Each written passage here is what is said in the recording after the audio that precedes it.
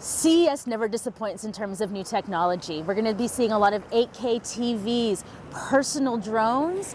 We have a lot of automotive here because Detroit is kind of declining and CES is coming up to take all of those great automotive stories with autonomous drive and new concept car releases.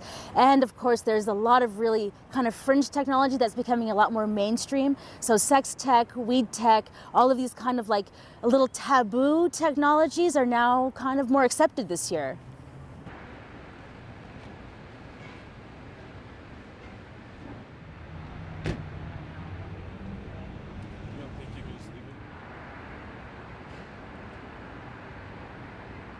We always come here to talk about the latest and greatest of technology, but I think this year will be a little bit different. I don't know if it's just the cool thing to do in 2020 or if the world has really come to a point where we care about the world around us. And I think sustainability is going to be a big part of the conversation this year. How can we use technology responsibly? How can the technology we use help us not only to live better lives, but also take better care of our planet?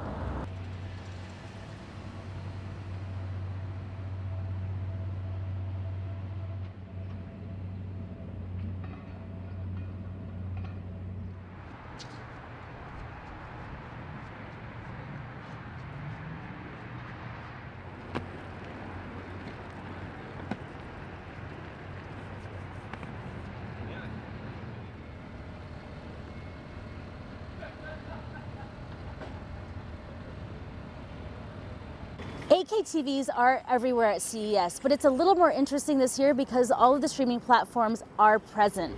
And Streaming Wars 2020, whoever's going to offer 8K upscaling first is going to, be a little more competitive to the consumer.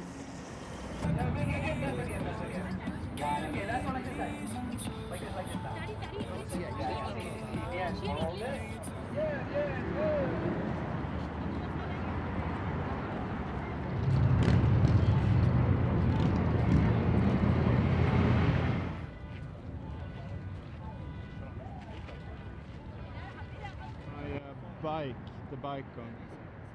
We could basically put them in one edit if we want to. For me, CES is about using technology to solve problems that we have in the world. And streaming services came about as a solution to the cable problem, how much it costs monthly to pay for a cable service. You had hashtags like cut the cord so that you didn't have to rely on expensive cable subscriptions. Now we're back at square one, I believe, because you think about how much it costs. If it's $9.99 for each of these services, if you really want to be able to watch all your favorite shows, you have to subscribe to each of these services individually. So that is a problem today, and that's now a problem that needs to be solved in the future. Will there be an aggregation of streaming services? I don't think so.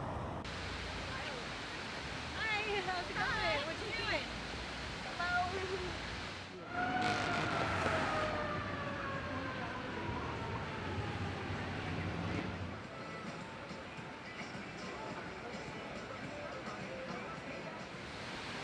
There's only a few seconds in the world.